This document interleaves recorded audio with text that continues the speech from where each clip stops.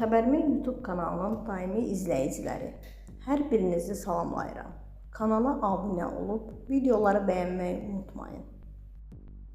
Heç vaxt qadın kimi xoşbəxt olmağın əsasını ailə qurub uşaq sahibi olmaqda görmədim. Düzdür, zaman keçdikcə düşünürdüm ki, niyə ailəm olmadı? Ölkəz xəbər verir ki, bu sözləri xalq artisti Nisə Qasımova Xəzər axşam proqramında deyib. Müğənni ailə qurmamasından danışıb. Qadınların çoxu ona görə şikayət edir ki, niyə ailəm olmadı?